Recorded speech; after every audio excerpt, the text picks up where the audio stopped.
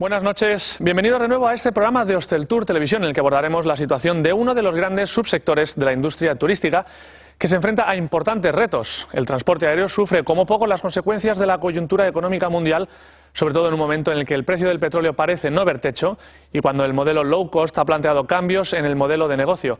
Esta noche tendremos la ocasión de contrastar reflexiones y opiniones al respecto con expertos del sector aéreo español. Será en unos minutos.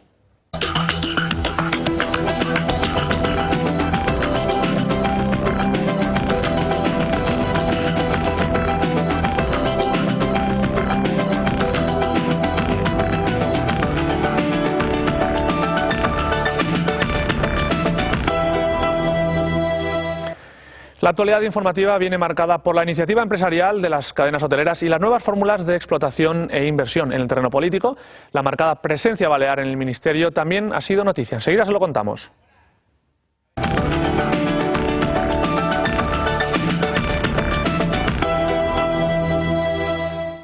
Buenas noches, Esther. Una semana cargadísima de noticias, ¿no? Buenas noches, Manolo. Así es. Buenas noches también a todos nuestros telespectadores.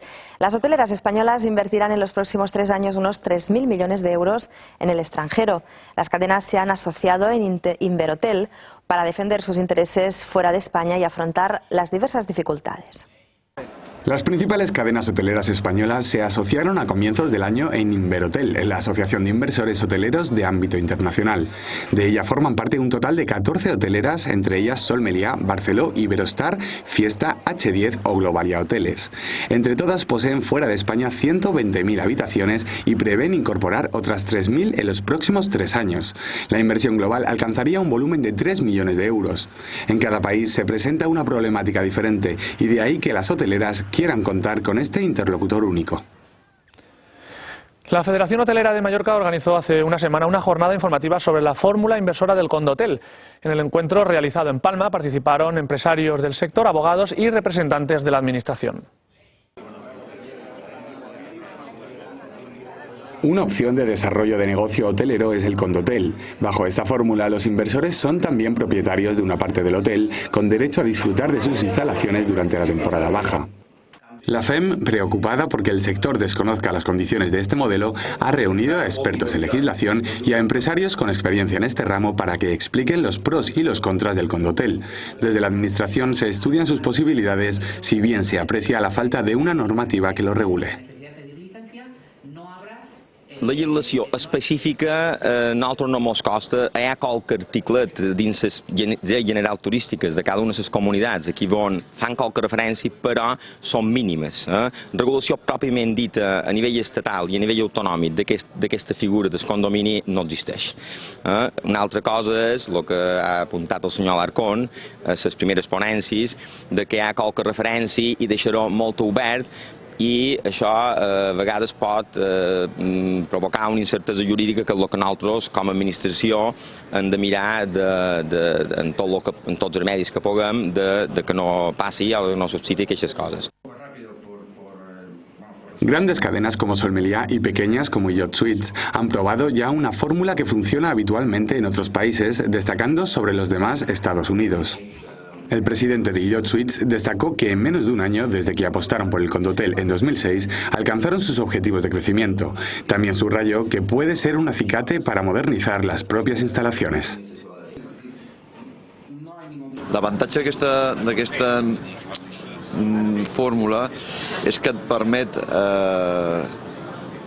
captar un cash flow important, que en primer lloc obligatòriament serveix primer per millorar la teva planta hotelera, perquè si no, no és atractiva. O sigui, hi ha una primera part obligada que abans de recollir tens que sembrar, que és tens que invertir un diner important en validar aquest producte perquè sigui atractiu en el mercat, tant d'inversor com en el mercat hoteler, perquè això se segueix explotant com a hotel. Per tant, el que fas és modernitzar i adaptar i fer la teva planta més competitiva. Los asistentes insistieron en destacar los beneficios de esta fórmula, que permite la inyección de capital y que puede convertir a los potenciales clientes en potenciales inversores. Por cierto que tras este informativo podrán ver un amplio reportaje sobre lo que dejaron de sí estas jornadas, lo que dejaron atrás, con el testimonio de los expertos y las opiniones de los empresarios e instituciones de Baleares al respecto de los condohoteles. Y seguimos con otras informaciones. Numerosas agencias de viajes de Baleares están dejando de aplicar el descuento a los clientes insulares ante la creciente deuda de aviación civil. Hace 6 meses que las agencias del archipiélago no cobran el 50% de los fees aéreos que Fomento subvenciona para los residentes. Es un problema que también afecta por igual en Canarias, Ceuta y Melilla. Para evitar las consecuentes pérdidas, las agencias están dejando de aplicar los descuentos a los residentes. Entre tanto, la Asociación de Agencias de Viajes de Baleares, AVIVA, estudia posibles acciones legales contra aviación civil. Desde Fomento aseguran, sin embargo, que ellos realizan liquidaciones con las compañías aéreas y, por tanto, es a estas a quienes las agencias deben reclamar. El portal de reservas hoteleras Late Rooms, líder en Reino Unido, lanza este mes su versión en España. Su intención es doble: por una parte, abrir mercado a los turistas británicos que vienen a nuestro país y, por otra, expandir su cuota de mercado en el sector hotelero español. Su representante en España explicó el funcionamiento del portal a los empresarios del sector en Palma de Mallorca. El modelo no es nuevo. Se trata de una web que busca habitaciones libres en su red de hoteles y tramita online la reserva. Sin embargo, el portal Late Rooms ha tenido un gran éxito en Reino Unido entre los que organizan sus viajes a última hora. Ahora quiere introducirse en el mercado español. Su objetivo es que los hoteles que se inscriban a sus servicios cuelguen el cartel de ocupado todo el tiempo posible. Esperan contar con 3.500 inscritos a finales de año.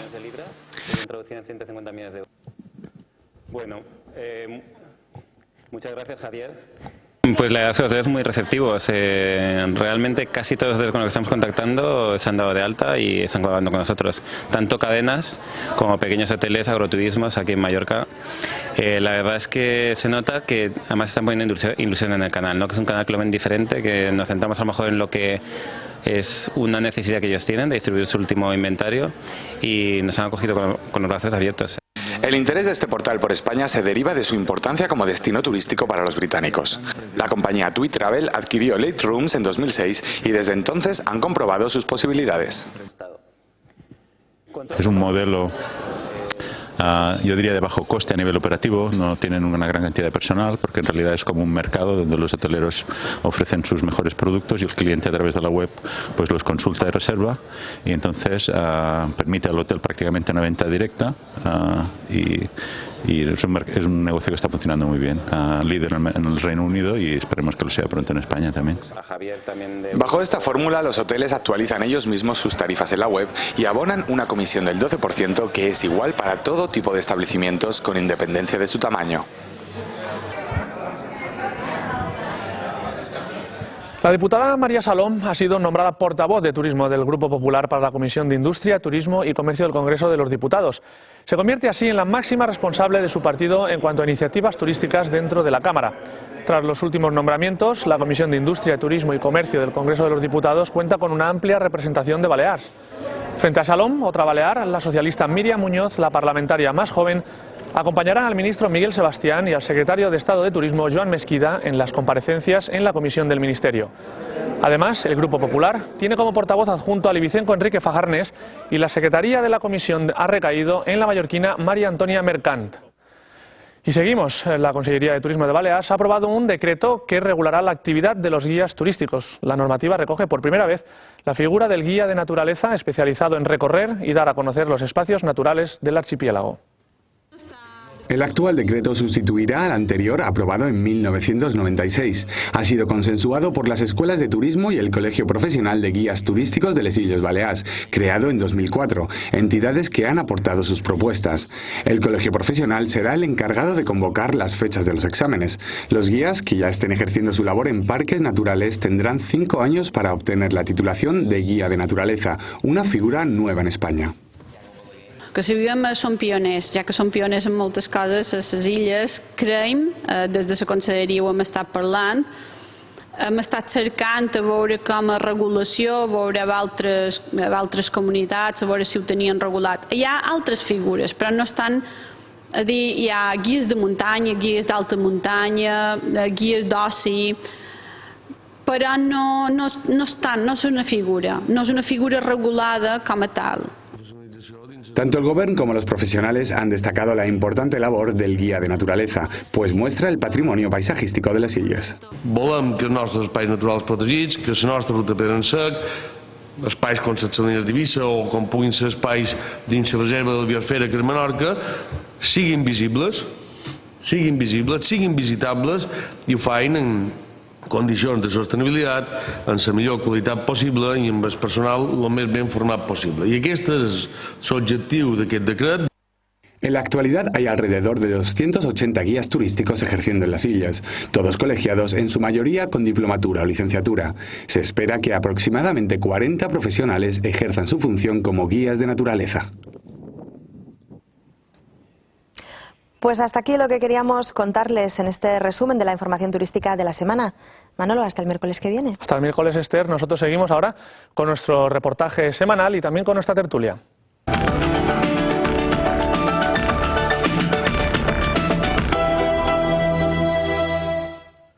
La fórmula del condotel está demostrando sus ventajas en otros países. En España, sin embargo, aunque de hecho existen, la falta de una legislación específica y el desconocimiento de sus diferentes modalidades ha impedido por el momento su desarrollo. Hosteltour Televisión asistió a la jornada organizada por la Federación Empresarial Hotelera de Mallorca y este es el amplio resumen de las exposiciones y opiniones allí recogidas. El centro de convenciones del Hotel Meliá Victoria fue el escenario de un encuentro profesional sobre la modalidad de los condoteles. Durante el acto inaugural, el Conseller de Turismo señaló los aspectos positivos que puede aportar a un destino como Balears. Avantatges lligades al no consum de nou territori, a la desactivació de l'oferta il·legal, a la reconversió amb assegurament de llocs de feina o la modernització permanent. Qüestions que en principi beneficien Balears com a destinació turística. Organizada por la Federación Empresarial Hotelera de Mallorca, la jornada contó con expertos juristas que plantearon a los hoteleros las luces y sombras de esta fórmula. No han tenido un gran desarrollo en España, básicamente debido a que existe una importante incertidumbre regulatoria, porque hay diversas estructuras jurídicas para organizar esta figura, que básicamente eso el principal problema que plantea es que como cada uno de los condoteles que se ha ido construyendo se ha hecho a través de figuras distintas, no se ha logrado que el público, que los inversores sepan realmente si se le está vendiendo una habitación en un condotel, qué se le está vendiendo. Clemente considera que es necesario contar con la regulación más específica para dar seguridad al inversor. Sin ella se están perdiendo oportunidades. Desde otro importante gabinete quisieron dejar claros los conceptos. No implica en ningún caso una reordenación urbanística, por decirlo de algún modo. Un establecimiento hotelero seguirá teniendo uso turístico siempre. Es decir, bajo ningún concepto esto de algún modo puede llegar a reclasificar en residencial los apartamentos de una propiedad. ¿Vale? Que ese es el principal temor de la administración, bueno, y de muchos de los agentes, aunque tal vez sea uno de los principales deseos de algunos hoteleros, ¿no? Que quisieran, digamos, cerrar el establecimiento, convertirlo en apartamentos y cerrar. Pero desde luego, esta no es la vía para llegar ahí. El vicepresidente de la Asociación Hotelera de la Playa de Palma y socio de Monlexis Payuris insistió, sin embargo, en que la figura jurídica ya está regulada. ¿Cuál es la diferencia? Que en la propiedad, repito, no estarán solos. En la propiedad habrá una comunidad de propietarios o una comunidad de bienes, como han dicho antes. Es decir, habrá una titularidad compartida. Punto. ¿Y eso dónde se regula? El derecho civil regula perfectamente las comunidades de propietarios. ¿Que son más complicadas que si usted es empresario individual? Pues claro, pero ya está regulado. Alarcón reconoció que otras comunidades, como Andalucía o Canarias, han introducido pequeñas variaciones en sus textos legales para darle cabida. La realidad les ha llevado a esta situación. Durante los minutos de descanso, el presidente de los hoteleros mallorquines comentó a Hosteltour la postura de la federación. Nosotros no vamos a mojarnos inicialmente si no tenemos el conocimiento absoluto de si es mejor modificar la Ley General Turística o si, sin embargo, la actual normativa permite de alguna manera esta modalidad. O sea, nosotros creemos que hemos de estar en manos de técnicos expertos en la materia y entendemos que algo que existe con toda normalidad, con un gran éxito en otros países y en otras comunidades de España, ¿por qué no ha de poderse producir aquí igualmente? Hosteltour aprovechó también para recoger otras interesantes opiniones de los asistentes. No todos los productos pueden acceder a ese modelo que sería Condotel. Desde mi punto de vista, yo creo que no sería atractivo para un inversor que según qué productos accedieran a eso. Eso es lo que a mí me parece que es lo más importante tener claro. Está claro que para un establecimiento de una categoría de 4 estrellas, que tenga espacio, puede ser un producto muy atractivo para el inversor. Mi pregunta es si para un establecimiento que esté en una zona donde no tenga posibilidad de crecer, puede ser también, aunque lo subamos de categoría, suficientemente atractivo para el inversor final. Pero bueno, probablemente sí, todo sea cosa de precio, ¿no? Lo importante es que lo que hagamos sea atractivo para el inversor, que es quien compra. Entonces tenemos que lanzar al mercado un producto que sea vendible. En este sentido, creo que lo que es fundamental es cambiar las reglas del juego. Es decir, si lo que estamos haciendo es adaptar el sector hotelero al sector inmobiliario, no podemos regirnos por normes directrices estrictament turístiques. Pensam que és un producte que possiblement sigui interessant tenir en compte, però fer qualsevol altra valoració seria prematur, perquè, com dic, aquí venim a escoltar, venim a aprendre, venim a veure quines són les inquietuds, com se podrien regular, com si seria necessari modificar el nostre ordenament jurídic o no. Tot això són preguntes que estan a l'aire, com veus en aquestes jornades, però que val la pena estudiar-les en profunditat. La segunda parte de la jornada contó con experiencias en primera persona. El primer turno fue para Sol Meliá, que posee en la actualidad 5 condoteles en España y 13 en Brasil.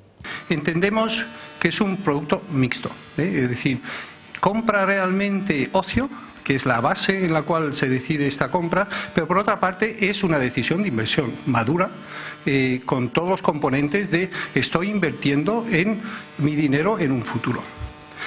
Es una relación a muy largo plazo, pero realmente la estructura de nuestra relación es sobre 365 días. Es un negocio para la persona que compra. Como exponente de este tipo de experiencia en Balears, el presidente de IHM Hotels narró el proceso de un proyecto que ha tenido mucho éxito. Aquí a Espanya hi ha poques empreses que ho fan i menys empreses petites o mitjaneres com la nostra, però nosaltres teníem un avantatge, que teníem un producte molt bo, ho havíem preparat amb professionals que coneixien bé la problemàtica del Condotel i això va ser que fos una fórmula molt atractiva per l'inversor, que és la clau és que ofereixis una fórmula i un producte atractiu per a l'inversor, i nosaltres ho vam vendre relativament ràpid perquè en menys d'un any vam aconseguir els objectius. El colofón final lo puso el director general de Otetur, que quiso romper con los tabúes que rodean a esta modalidad. Yo confieso, yo tengo condoteles y vendemos timeshare o aprovechamiento oportuno, soy culpable. Otetur posee unas 500 habitaciones en régimen de condominio o tiempo compartido. Con sus próximos proyectos prevé incorporar otras 1000. Noguer cree evidente que se trata de una modalidad con futuro. El condotel va. I anirà aquí o anirà fora, però va. Llavors, estem amb lo de sempre. Després ens acusen els hotelers de que s'invertiu a fora. Invertim allà on trobem les majors rentabilitats. La fórmula de los condoteles dará mucho que hablar en los próximos años, como se demostró con la curiosidad de los asistentes. Su futuro a medio plazo y su ubicación legal continúan planteando las principales dudas.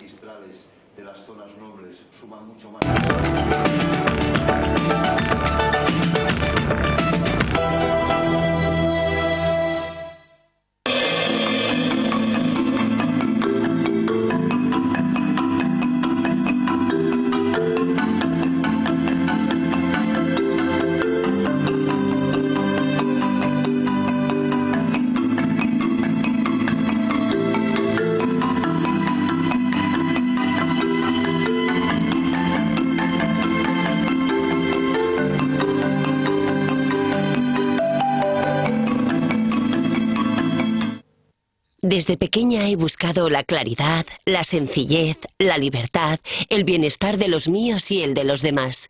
Hoy en día sigo manteniendo mis ideales: calidad, tradición, diseño, tecnología. En Almacenes Femenías miramos al futuro. El Consell de Mallorca invertirà més de 250 milions d'euros en els propers 10 anys per millorar les carreteres de Mallorca. Però el més important dels 250 milions d'euros és la teva seguretat. Consell de Mallorca, treballant per tu.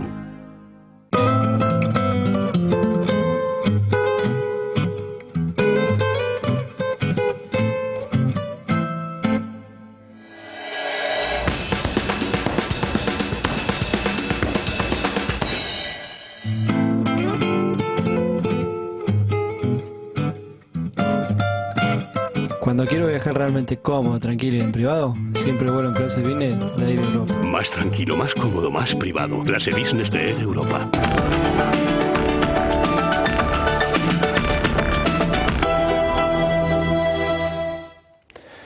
El sector del transporte aéreo ha crecido de modo muy importante en los últimos años, pero la industria comienza a notar una cierta desaceleración de la demanda a nivel mundial.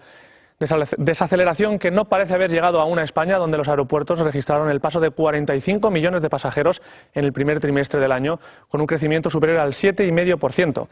Sin embargo, aspectos como el aumento de la competencia o la subida del combustible están afectando de modo considerable a las compañías que operan en el territorio nacional. Por otra parte, el incierto futuro de algunas aerolíneas no deja de ocupar las páginas de periódicos económicos y medios sectoriales. Con los representantes de aerolíneas y expertos presentes hoy en la tertulia, trataremos de desvelar las principales incógnitas que en estos momentos plantea el sector aéreo.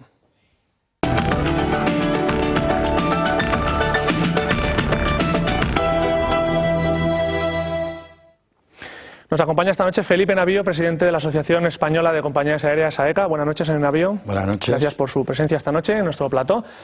También nos acompaña, ha venido desde Madrid, Carlos Medrano, exdirector general de Aeropuertos Españoles y Navegación Aérea, AENA, entre otros cargos ocupados, y actual asesor del transporte aéreo, ¿no? Efectivamente. Señor Medrano, buenas noches, gracias también por su esfuerzo de venir desde Madrid a Palma. Buenas noches. Está con nosotros, como no podía ser de otra forma, Álvaro Midelman, director general para España y Portugal de Air Berlin. Buenas noches, señor Midelman. Hola, buenas noches. Gracias de nuevo por su presencia en este plató. Y José María Llodrat, director general de Comet. Buenas noches, señor Llodrat. Buenas noches. También gracias por su presencia esta noche aquí, en la que, bueno, más o menos vamos a intentar desvelar algunos de los, si no misterios, por lo menos aspectos que más están afectando al sector del transporte. Y para empezar, lo haremos a través de este breve vídeo que les hemos preparado.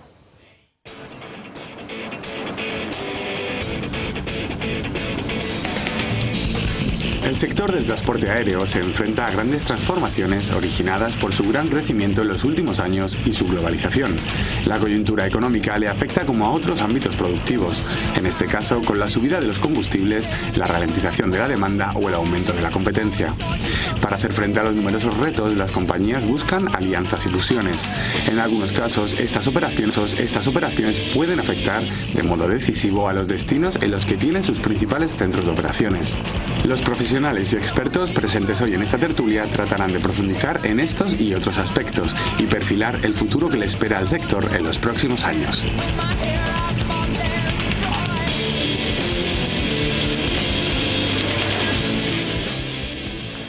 Hablamos de que estamos en un momento clave para el transporte aéreo, pero realmente, si echamos la vista atrás, nosotros hace 7 años que estamos haciendo este programa y creo que hemos hablado de momentos clave del transporte aéreo desde el principio, ¿no, señor Navío? Sí, y con su presencia también en este plató. Sí, efectivamente, yo creo que una de las industrias más innovadoras que hay desde tiempos históricos ha sido la industria del transporte aéreo y por tanto siempre ha habido una adaptación permanente a cualquier tipo de coyuntura. La verdad que estamos en unos momentos francamente cruciales, como no puede ser de otra forma, la evolución de la actividad económica de las compañías aéreas está muy ligada a la actividad económica en general del país, de Europa y del mundo, y por tanto cuando estamos en ciclos expansivos económicos, pues es importante el crecimiento que toma la industria aérea. Cuando estamos en ciclos económicos negativos o de cierta desaceleración, pues la industria se ve inmersa en esta situación y ahora estamos en un momento pues donde la curva es de descenso porque la economía tanto española como europea tiene demasiadas incógnitas, hay crisis y es un momento crucial con elementos importantes que afectan a los costes de las empresas como no podía ser de otra forma. El queroseno, el petróleo, está triplicándose con respecto a los costes de hace 6 meses y en la estructura de costes de una compañía aérea la partida del combustible es muy significativa y bueno, por tanto es un elemento de vital importancia y no estamos en el mejor momento desde el punto de vista de costes. Señor Medrano, esa radiografía, en este caso la suya, quizás no tan concentrada en el transporte o en el sector aéreo desde la perspectiva de las compañías, pero sí desde todo lo que engloba, o en su momento englobaba AENA y con su máxima representatividad. ¿Cuál sería esa radiografía que puede hacer de este momento actual en el que estamos? Bueno, yo diría que la tendencia que ha tenido la industria aeroportuaria no ha ido pareja a la tendencia que han tenido las compañías aéreas en general. La crisis, digamos, la desaceleración que puede haber en un próximo futuro en cuanto a la economía, afecta muy directamente a las cuentas de explotación de las compañías aéreas, ya que prácticamente todas son empresas privadas, ¿no? Sin embargo, la industria aeroportuaria en España tiene una peculiaridad grande, y es que yo diría que, con la excepción de Noruega, de la sociedad estatal de los aeropuertos noruegos y algún otro caso raro más, el modelo aeroportuario español es único, ¿no? Esto es una... en realidad, ser diferente a los demás no trae consigo ni ventajas ni desventajas, ¿no? Lo que sí probablemente convendría resaltar es que la industria aeroportuaria y, en general, el modelo aeroportuario español, que en su momento desempeñó un papel muy importante a la hora de sacarlo de lo que era la pura administración y crear un ente público empresarial, cumplió un objetivo muy loable y ayudó mucho en el desarrollo de la creación de una verdadera empresa orientada a los clientes, a la cuenta de resultados. En el día de hoy yo me atrevería a decir que está requiriendo un cambio en profundidad de modelo. Y no hay que olvidar que los aeropuertos y las compañías aéreas estamos obligados a entendernos. Es decir, el medio en el que se desenvuelve la operación es obligado, que nuestros clientes son las compañías aéreas y tenemos que ir de la mano, ¿no? Y el modelo no ayuda nada a que se pueda ir de la mano de las compañías. Podremos entrar en ese tema también, señor Middelmann. Apuntaba condenados a entenderse, pero antes de entrar en esa condena, o bendita condena, no sé si decirle, porque me parece que la relación, desde luego, es absolutamente necesaria. Esa perspectiva, en este caso volvemos a la visión de la compañía aérea, y en este caso con un desarrollo muy importante, no solo en Baleares, sino a nivel español en los últimos años. No sé si podemos decir que ha ido pareja a la salud que ha demostrado el sector en general. Me refiero a la de Air Berlin comparada con el sector. Bueno, yo creo que, y no es de alguna manera por hacernos autobombo, yo creo que hemos sido capaces de crear un modelo de compañía aérea que no se deja encajar en ninguno de los existentes, porque incluso, bueno, lo reconoce hasta la prensa especializada. Somos un híbrido, somos una compañía de bajos precios, pero que al mismo tiempo somos una compañía de red, pero que tenemos un servicio, digamos, que está, pues, en muchos casos muy por encima de la media. Tenemos una serie de elementos que nos diferencian y de alguna manera nos colocan muy cerca de lo que podría llamarse una compañía tradicional, pero al mismo tiempo lo hacemos con una serie de características específicas, por ejemplo, de las empresas de bajo coste, ¿no? Entonces, bueno, yo creo que el hecho de haber desarrollado un hub en Palma de Mallorca y tenemos otro en Nuremberg, y ahora hemos puesto uno en Düsseldorf que nos permite conectar con vuelos de largo radio, pues nos está permitiendo, además del crecimiento, principalmente en los últimos años, mediante la compra de compañías, pues conseguir un tamaño que nos permita sobrevivir en un escenario donde indudablemente solo las compañías con un determinado tamaño serán capaces de salir adelante. Yo creo que esto es absolutamente, en un mundo globalizado, es una realidad. Y entonces, o eres muy pequeño y te mantienes en una zona muy determinada y estás cubriendo un nicho, o si no, necesariamente tienes que tener muy grande.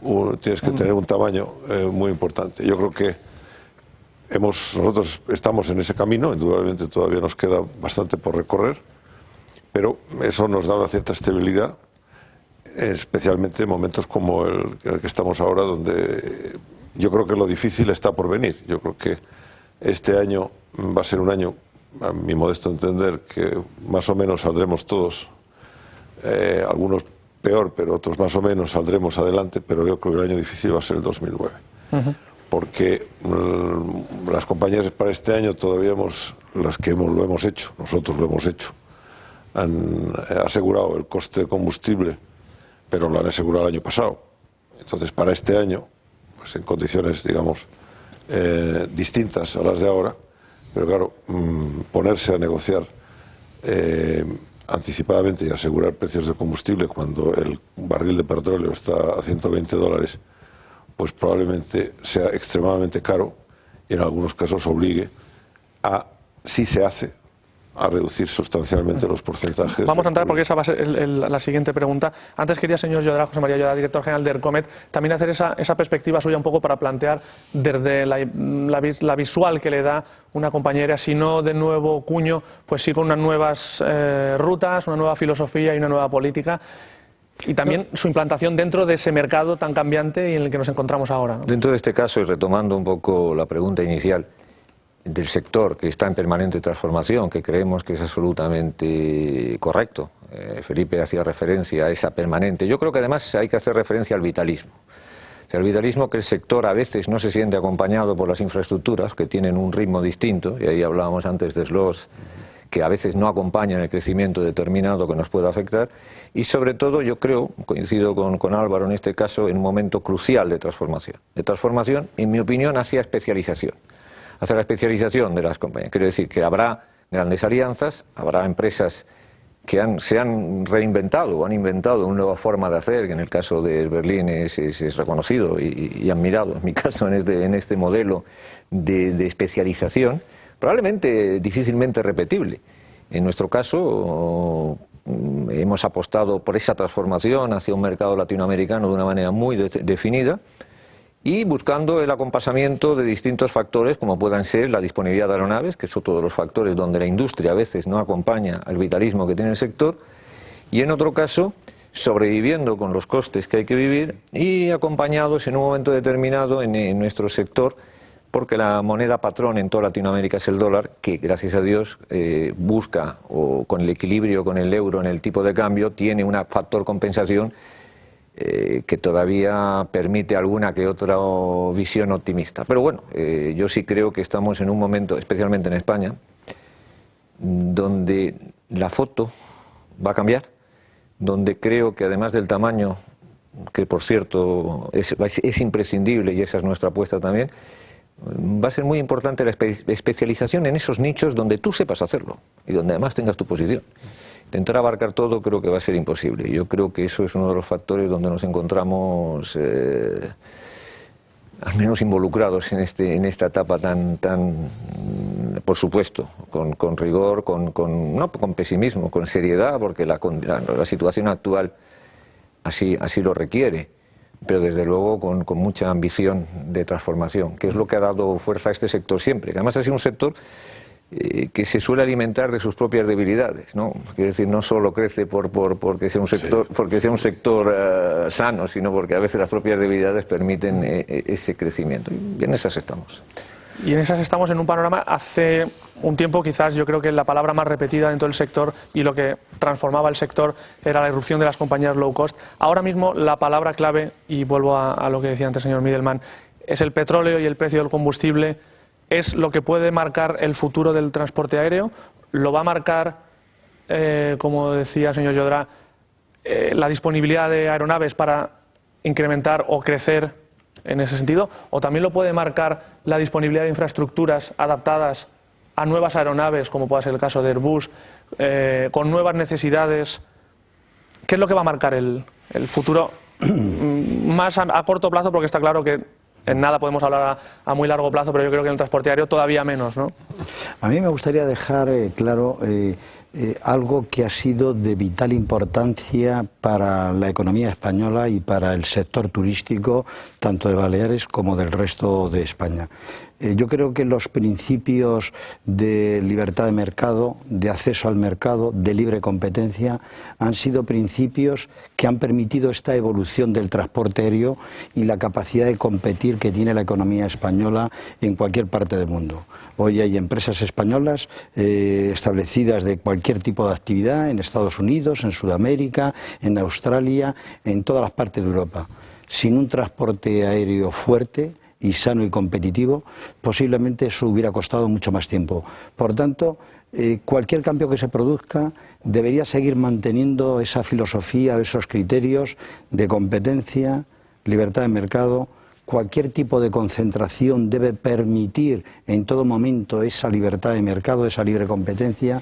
no podemos volver a situaciones de posiciones de dominio que nos den lugar a hechos cuasi monopolísticos, porque eso ya lo conocemos en la historia y hemos visto que tienen más desventajas que ventajas. Por tanto, sentado esos criterios y esos principios, yo creo que el siguiente paso es afrontar el tema de los costes. Tenemos que tener un buen diagnóstico para saber qué soluciones tenemos que poner encima de la mesa. El precio del petróleo no lo fijan las compañías aéreas, es al margen. Por tanto, algo tendrán que hacer los gobiernos, el español y los gobiernos europeos, pero un país como el nuestro, donde la dependencia energética del petróleo es tremenda, pues habrá que afrontar esa situación.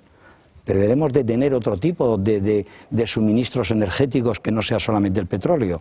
A mayor demanda, más coste, más precio, más alto, y por tanto al final el viajero va a sufrir el incremento de costes. Y esto es algo que debemos de transmitir con tranquilidad. Hay mucha competencia en el sector, bienvenida sea, pero si los costes se encarecen, al final se tienen que traducir en incrementos tarifarios, porque si no, podrán desaparecer compañías aéreas a nivel europeo, a nivel americano y a nivel español. Que ya están desapareciendo, y si no sí, en... pero si me permite, Felipe, en el factor costes, que yo creo que uno de los grandes, y Álvaro lo ha puntualizado muy bien, es la incertidumbre. Es decir, hoy sentarse a vaticinar cómo pueden estar los costes en combustible, especialmente el año que viene, pues bueno, pues yo creo que además el que acierte se puede llegar a otra cosa. Pero bueno, estamos ahí intentándolo. Yo quería hacer un matiz sobre el desequilibrio que a veces se produce, la falta de armonización entre el tamaño. Hoy todo el mundo coincide, los analistas, que el tamaño va a ser imprescindible para poder competir de una manera y poder aquilatar costes.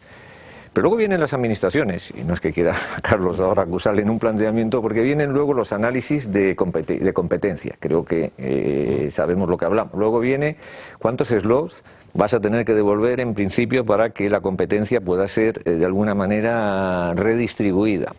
Con lo cual te encuentras, por un lado, con un análisis de que tienes que tener un tamaño adecuado y, por otro, la incapacidad para poderlo alcanzar. Y a partir de ahí, si eso le añades incertidumbre, te encuentras con un cóctel complejo y complicado. Porque es cierto que en algunas rutas hay una enorme sensación de sobreoferta.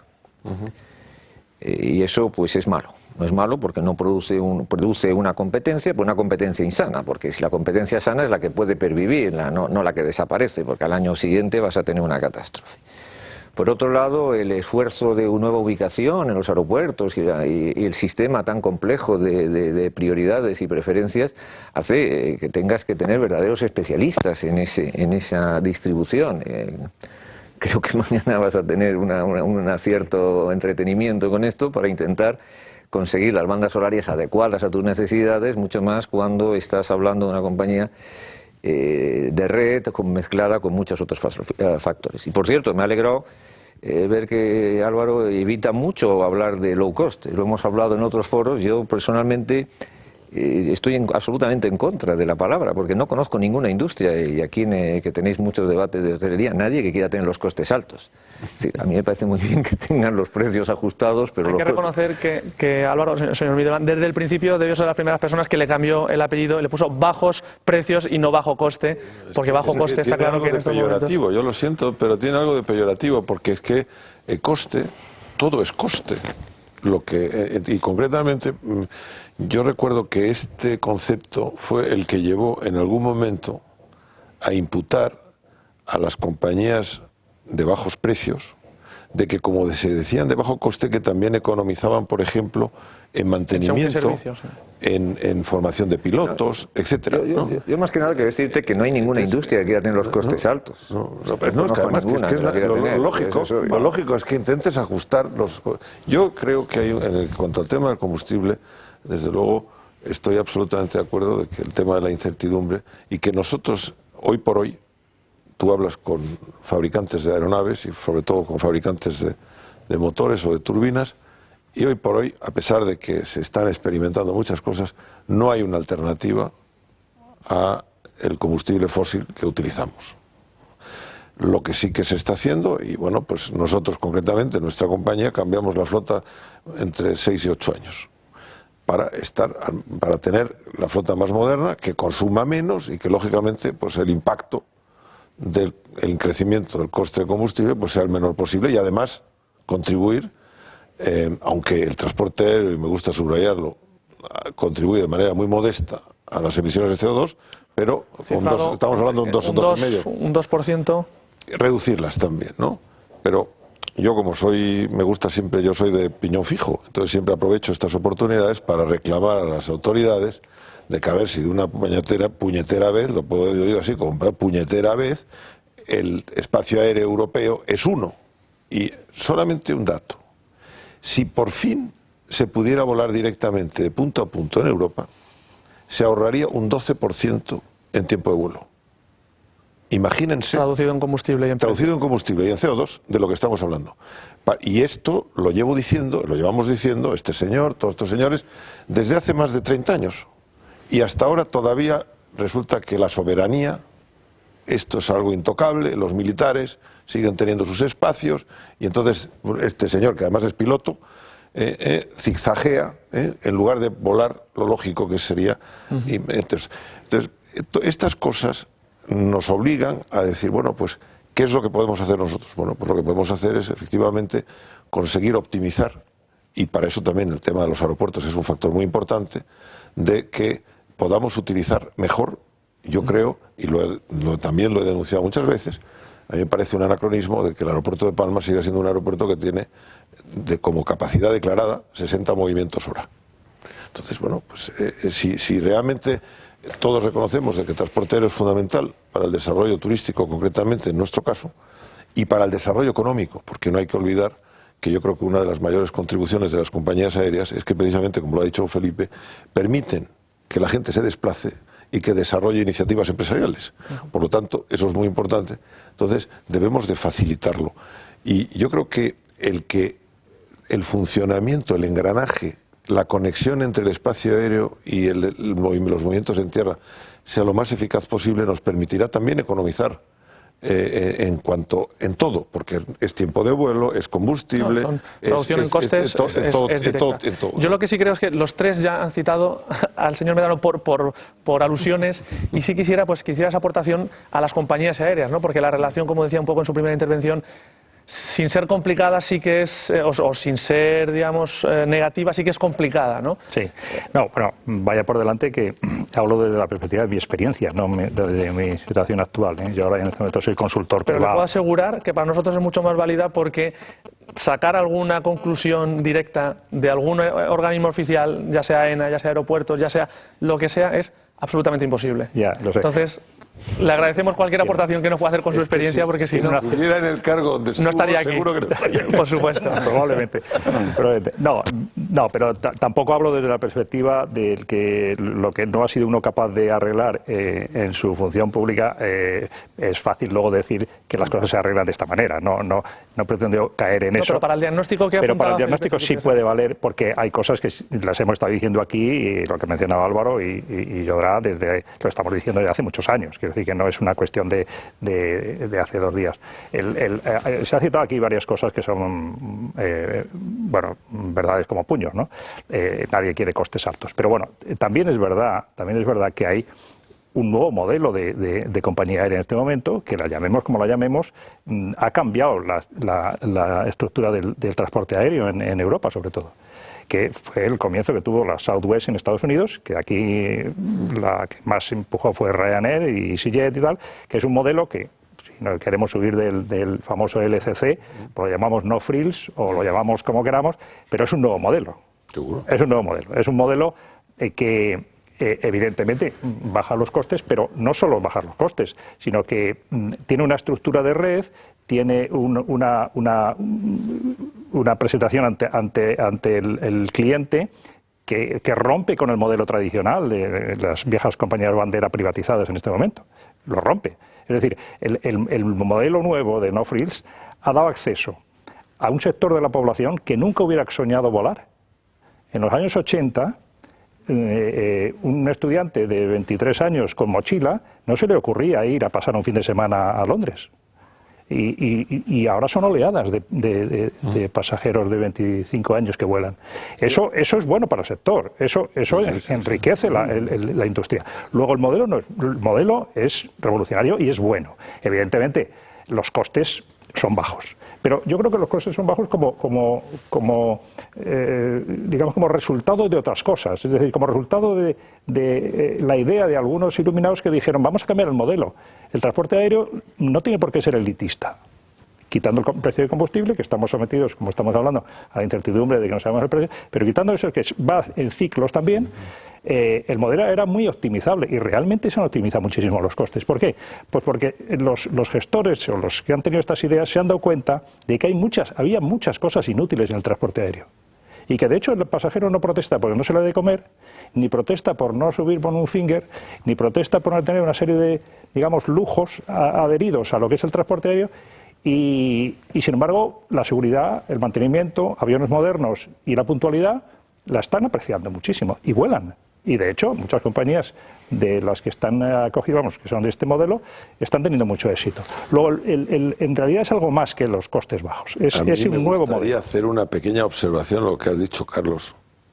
De esas compañías, las hay que han crecido de manera muy importante porque se han establecido con grandísimas subvenciones en aeropuertos secundarios, creando tráfico aéreo totalmente artificial, gracias a las subvenciones, porque es una realidad.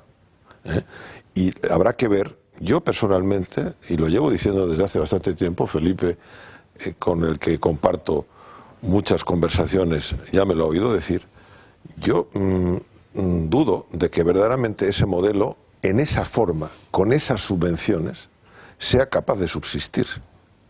Porque realmente estamos viendo cómo se están sacando de la manga rutas donde a ciencia cierta sabemos que tienen caducidad. Porque si tú has hecho 4 fines de semana en un año a un sitio, llega un momento que ese sitio ya lo conoces. Entonces, porque realmente es cuando empezamos a crear según qué tráficos, yo empiezo a ser escéptico y ten en cuenta que hay una de esas compañías que ya anuncia que el invierno que viene va a parar no sé cuántos aviones. Sí, eso es cierto, Álvaro, pero también es cierto que a la sombra de eso se crea un mercado, porque yo diría, el caso, por ejemplo, de Gerona es paradigmático. El caso de Gerona de relación compañía aérea de nuevo modelo aeropuerto, yo lo pongo siempre como ejemplo. En 1999, en 2000, a mí me vino a ver Michael O'Leary y me dijo lo que quería hacer en Gerona. Y me dijo que él me ponía 2 millones de pasajeros en un año y que yo le tenía que dar alguna compensación. Sí, no, claro. Vale, yo hablábamos en los aeropuertos, etcétera, unas tasas especiales y tal. Yo le expliqué que el sistema, a duras penas le conseguí explicar en inglés que el sistema público español en las tarifas son como los impuestos, que yo no tengo esa potestad, pero que le daría todas las facilidades porque era un nuevo cliente y por lo tanto dentro de lo que eran las atribuciones de un ente público empresarial como era ENA, se le trataría de la mejor manera posible para que incentivara el tráfico en Gerona, que era un aeropuerto que tenía 250.000 pasajeros al año y que estaba prácticamente muerto, porque se hizo a un tamaño para los famosos charters de los años 70 y tal, que luego se vino abajo y era un aeropuerto sobredimensionado. Bueno, Gerona tiene en este momento 4.800.000 pasajeros anuales. Ya te doy otro ejemplo. El aeropuerto de Frankfurt-Hahn. Ese aeropuerto funciona gracias a los beneficios que le damos las demás compañías que operamos al aeropuerto de Frankfurt-Main, que es el propietario de Frankfurt-Hahn. Bueno, pues los accionistas de Frankfurt-Main ya le están diciendo a los gerentes de eso que ya están hartos de subvencionar eso y que los beneficios que tiene aparentemente eso, porque en el fondo estamos hablando de una competencia desleal. Porque si los catalanes se enfadan mucho de que Barcelona, el Prat y no sé qué, ellos están creando un tráfico de alguna manera artificial en los aeropuertos de Gerona y de Tarragona que en el fondo va en detrimento del aeropuerto del Prat. No, yo no estoy de acuerdo con eso. Yo estoy absolutamente convencido. Perdóname, por cerrar este tema, porque... Sí, para ir pasando a otros temas. Es que a mí me gustaría ir a la raíz profunda del tema. No son los catalanes, como dices, es esta idea de Michael O'Leary del año 2000 no fue porque vio que Gerona era el sitio ideal, es que no tenía slots en Barcelona. Porque Barcelona era un aeropuerto que estaba saturado y no había manera de conseguir un slot a las 9 de la mañana. Entonces, como resultado de eso, él vio que una solución podía ser operar en Gerona. Pero el problema, que es a lo que yo quería llegar, el problema, o gran parte del problema de la congestión y de la falta de slots, está en la falta de visión a medio y largo plazo del desarrollo de las infraestructuras de los aeropuertos. Los tenemos en Heathrow. No critiquemos a AENA como ente público. La utilización de infraestructuras infrautilizadas mediante subvenciones, yo coincido con Álvaro, lo único que crea es un tráfico artificial. Y cuando hacía referencia a los años 80 del tráfico charter, no se ha evaporado por arte de magia, ni se ha evaporado las compañías charter que existían en Barcelona, se han transformado. Y se han transformado gracias a nuevos modelos que en algún momento han dejado, porque aquí olvidamos en el sector turístico, la vieja agencia de viajes, el paquete turístico, una serie de planteamientos que están en una permanente transformación, nuevos canales de comercialización. Pero yo creo que el modelo de intentar sobre infraestructuras que en el pasado fueron inclusive subvencionadas desde las llamadas compañías de bandera, donde algunas rutas estaban basadas en rentabilidad que alimentaban otras rutas que tenían que ser servicio público y mantenerse, que hoy se ha transformado por competitividad, donde se pretende que cada uno sobreviva como pueda o compita como mejor pueda. Yo no creo en el modelo, decidieron hace no sé cuánto, hay otros aeropuertos en España que también pueden absorber 4 millones de pasajeros, 2,5 millones de pasajeros, la capacidad de crear ese flujo artificial, yo creo que no tiene estabilidad en el tiempo. Estoy convencido de que tendrá un techo, tendrá una base y de ahí tiene que crearse, y tampoco creo que pueda ser restante de otro tipo, y que nadie se vaya a hacer kilómetros de viaje. Por supuesto que el que ha tenido acceso a las nuevas tecnologías de forma de comprar, el estudiante que busca con tiempo ese mercado, creo que es distinto a lo que se está produciendo en infraestructuras de alguna manera subvencionadas que permiten alguna competencia que yo considero que es realmente difícil. Sí, Felipe. No, yo solamente, después de lo que se ha dicho, apuntar. Desde la asociación siempre hemos mantenido un criterio básico, y es que cualquier tipo de ayuda al transporte aéreo debe ser reglado, debe ser transparente, debe ser de dominio general para todos, y por tanto no puede ser en exclusividad para un solo operador. Y esa es una posición que hemos mantenido.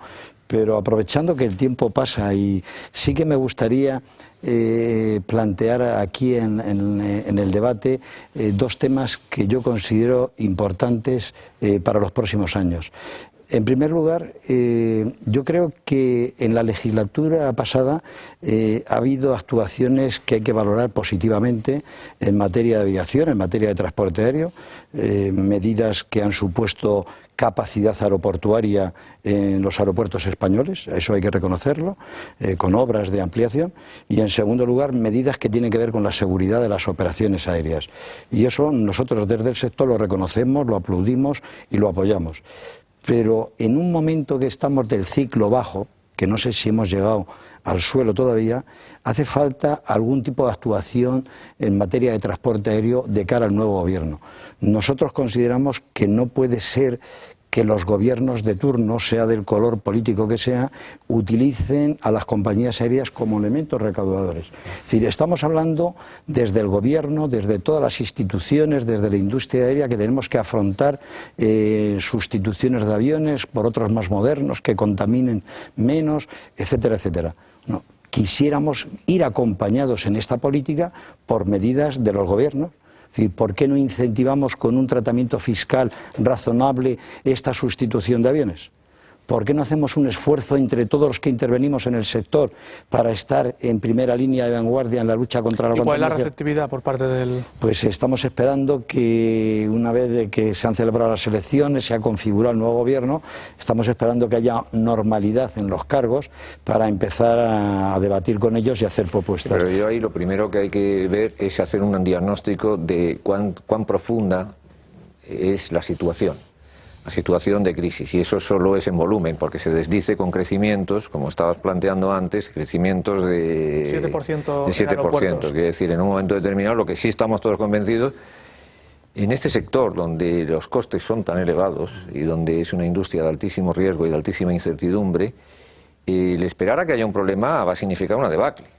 Es decir, si no se prevé con anticipación, es decir, si viene una situación donde no pueda ser sostenible, va a ser una debacle.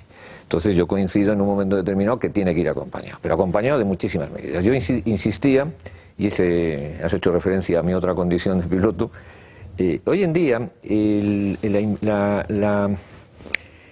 el esfuerzo que te hace una compañía para reducir un 8% con turbinas nuevas le puede llevar 8 o 10 años de espera, aparte unos costes financieros muy elevados, porque hoy no estás comprando aviones para pasado mañana, y perfectamente son aviones que están entregándote en el 2014. Sin embargo, hay medidas donde hoy los cielos, el punto a punto, permitirían un abaratamiento directo de costes y de especialmente todo lo que se refiere a contaminación. Estamos viendo la sensibilidad. Por ejemplo, habrás visto, y en eso el sufrimiento que los pasajeros tenemos en Madrid-Barajas para evitar la contaminación sónica. El APU ya no se utiliza, con lo cual estamos condenados, ahora que viene la temporada, a los 30 o 40 minutos que tengas que esperar a sudar a tinta. Porque los propios sistemas de refrigeración, como bien sabes, no son suficientes. Y eso está cambiándonos el modelo. Vamos a tener que sufrir calor, sí o sí, con nuevas tecnologías, con lo que quieras. Y 1000 modelos. Perdona un momentito que te haga una... Ya sé que vamos cortitos de tiempo. Hay un tema que no podemos... En el tema del modelo de las subvenciones. En Latinoamérica, y aquí no se daría en Europa, para que tú pongas frecuencias de vuelos, que ahí no hay ningún problema de slot, ninguno. Lo que no es un problema de que te den un aeropuerto que esté infrautilizado, sino lo que te piden es que montes una compañía aérea en el país. En Europa no se ocurría a nadie decirle, no, le voy a dar facilidades en lugar de Gerona para que usted monte una compañía aérea. Funciona en todos los modelos porque el transporte necesita de ese tipo de imaginación y de incentivos y de una actuación muy rápida, porque si no el tiempo pasa tan rápido como casi en el programa. No podíamos terminar este programa porque nos queda muy poco tiempo abundando en uno de los temas que ha salido aquí, que es el que apuntaba el señor Llodrán en esta última intervención, ese correcto análisis del momento en el que estamos, esa situación complicada para las compañías aéreas, sin hablar del tema de Spanair, el tema de la fusión de Click Air Vueling, del papel de Iberia, de la posible posición dominante dependiendo de los resultados que se dieran.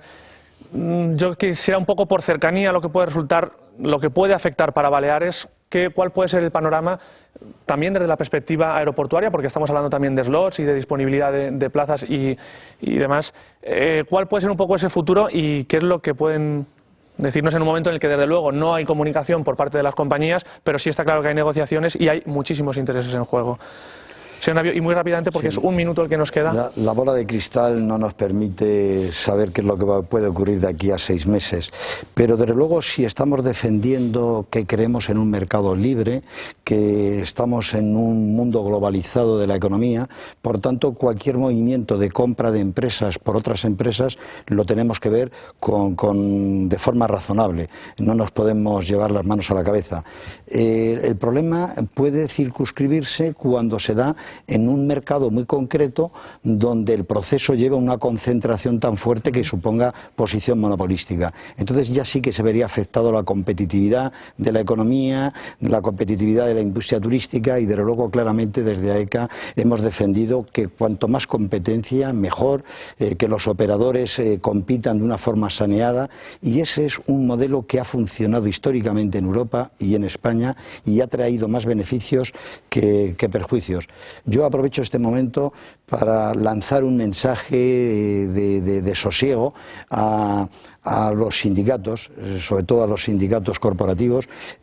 Creo que en estos momentos de cierta preocupación por la viabilidad de algunas compañías, por los procesos de compra, yo creo que deberían de hacerse planteamientos más sosegados, porque si estamos intentando que haya nueva inversión de capital en las compañías que operan en nuestro país, no me parece como muy sensato que asustemos a ese posible capital. Creo que los momentos son delicados y que debemos de manejarlo entre todos con absoluta calma y tranquilidad. Señor Midelman, también muy rápidamente. Suscribo lo que ha dicho el señor Navío, creo que no lo podía expresar mejor. Yo estoy totalmente, y lo he dicho ya en muchas ocasiones, que desde luego, efectivamente, y ahora no estoy hablando como el Berlín, porque a nosotros relativamente, por el posicionamiento que tenemos en España, nos afectaría relativamente poco. Pero lo que sí que es verdad, yo lo digo como ciudadano español, y a mí me preocuparía muchísimo volver 30 años atrás a una situación monopolística en la cual realmente pues nos vuelvan a costar un pingo el movernos por el país. Y también como presidente de Fomento, me imagino. Bueno, ¿no? eso por supuesto. Por supuesto. Señor Llodra, también. Yo quizá en este planteamiento, primero que en este tipo de situaciones el análisis de lo que ocurre es muy importante con anticipación. Yo hacía referencia a dos compañías que están estudiando fusionarse, según parece, que es Clicker y Vueling, y la experiencia a mí me demuestra que 1 más 1 nunca son 2. Totalmente. Probablemente será 1,25, 1,30, 1,40. Ese es el primer factor. El segundo factor, ya referido a Spanair, para mí el debate no es quién va a ser el propietario, sino qué modelo quieren tener. Y luego ver si ese es el tamaño adecuado, actual, o el que hacia dónde quieren transformarse. Porque yo observo que el debate solo es quién es el nuevo propietario. Y yo creo que... ¿Y dónde radica? Que yo creo que no es ese el debate. El debate es que tiene un propietario que ha mostrado su interés en vender, y lo que hace falta es analizar si ese modelo que ha funcionado en el pasado, que hay serias dudas que pueda funcionar en el futuro, hacia dónde quieren caminar. Porque el debate de la propiedad creo que le dependerá al vendedor y al accionista, pero no, el resto creo que es secundario. Y esa es una opinión en ese análisis, retomando tu pregunta, en la permanente transformación del sector. Señor Medrano, para terminar, estamos fuera de tiempo. Totalmente de acuerdo. Lo importante, efectivamente, es que el mercado esté debidamente satisfecho y que las demandas puedan ser satisfechas y no quién es el propietario. Hay un tema muy importante que es la ubicación aquí o allá. Hay un comunicado de la Comisión Europea que dice que la creación de compañías y el fomento del tráfico aéreo crea muchos puestos de trabajo. En un estudio hecho de la Comisión evalúa de que por cada 1 millón de pasajeros que un aeropuerto gana, genera aproximadamente 950.000 puestos de trabajo. Esto es importante. Las Baleares es una zona de España que es turística, que el tráfico aéreo es muy importante. 950, no 950.000. 950. Sí, 950 o 1000. 950 o 1000. Ah, vale. Sí, puestos de trabajo. Sí, eso sí. Entonces, esto bueno, socialmente es un problema, es un tema importante, ¿no? De manera que el que la sede esté en un sitio o en otro, desde el punto de vista social, tiene su importancia. Pero evidentemente, en los otros aspectos de quién va a ser la propiedad, yo estoy tranquilo porque yo soy de los que piensa, como Felipe, que al final la competencia y el mercado pone a cada uno en su sitio, y si hay la demanda sigue tirando, no tenemos por qué preocuparnos. Pues muchas gracias, señor Medrano, señor Llodra, señor Midelman, señor Navío, por su presencia esta noche aquí en esta tertulia, que desde luego se nos ha quedado corta, como siempre, así que les emplazo para un próximo encuentro en otra ocasión. Les agradezco mucho también el esfuerzo a los que han venido desde fuera, con señor Navío, señor Medrano, y a ustedes también muchísimas gracias por su atención. Esta noche esperamos contar, como siempre, con ella de nuevo la próxima semana aquí, como siempre, en nuestro Tour Televisión, todos los miércoles a las 10 menos cuarto de la noche, con repetición los sábados a las 8:20. Si hasta entonces quieren estar informados o quieren seguir informados de todo lo que acontece en el sector turístico, lo pueden hacer a través de nuestra web hosteltour.com. Buenas noches y hasta la semana que viene.